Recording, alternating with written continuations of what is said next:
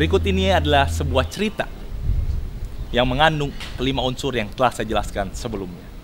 Jadi katakanlah saya seorang mahasiswa desain yang ingin menawarkan, meyakinkan klien-klien saya untuk mengambil desain dari saya.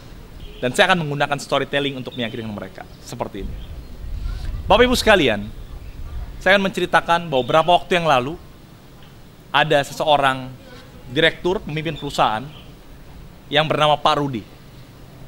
Pak Rudi adalah pemilik perusahaan furniture cukup besar di Surabaya. Lalu saya mengajukan diri menawarkan jasa desain untuk produk-produk furniture dari Pak Rudi. Dan Bapak Ibu sekalian, Anda tahu apa yang terjadi? Ketika saya tawarkan, Pak Rudi bilang, nggak perlu, Dad. Kami tidak perlu jasa desainer untuk membuat desain-desain produk furniture perusahaan kami. Nah, mendengar hal itu, Bapak Ibu sekalian, saya mengatakan, iya, saya ngerti Pak Rudi.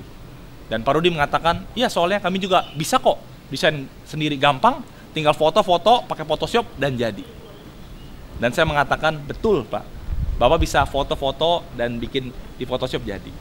Tapi Bapak coba lihat, kira-kira hasilnya seperti apa? Oh, cukup, hasilnya tidak masalah, baik kami tidak masalah.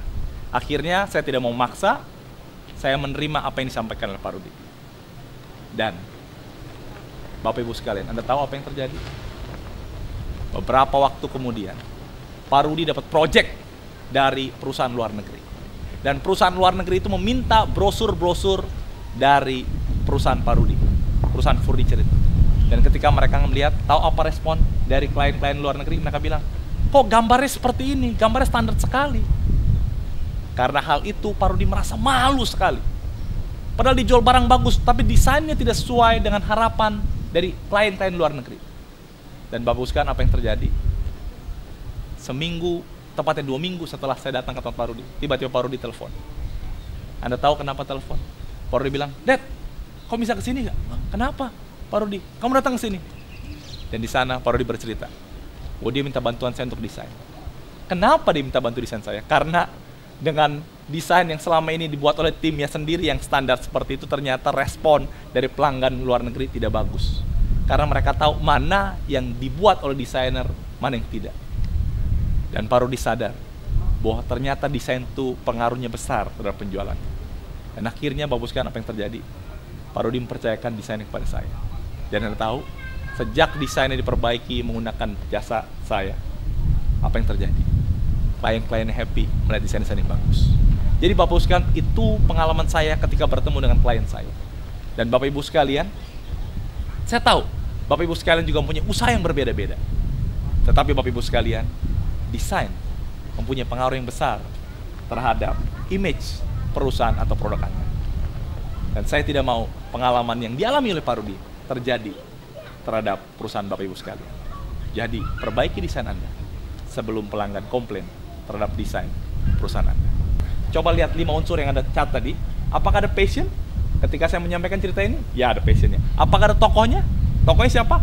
Pak Rudi. Apakah ada antagonis masalahnya? Ada. Ketika buyernya yang luar negeri tidak mau. Apakah ada awareness-nya? Ada. Akhirnya dia sadar, dia mencari saya kembali. Apakah ada transformasinya? Ya. Akhirnya Pak Rudi percayakan kepada saya. Nah, itulah 5 unsurnya. Jadi, use your onliner. Ketika Anda menyampaikan cerita, pastikan ada 5 unsur ini.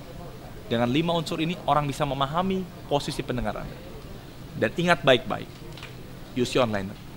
Orang Indonesia adalah orang-orang yang suka mendengarkan cerita. Orang Indonesia adalah orang yang tidak enakan. Ketika mereka mendengar cerita orang lain, mereka akan lebih mudah terpengaruh. Gunakan cerita agar membuat pendengar Anda lebih rileks, lebih nyaman. Ketika mereka lebih nyaman, mereka akan membeli dari Anda. Gunakan cerita. Tugas Anda sekarang adalah ambil kertas dan buatlah cerita menurut versi Anda. Saya Deddy Budiman. Salam entrepreneur.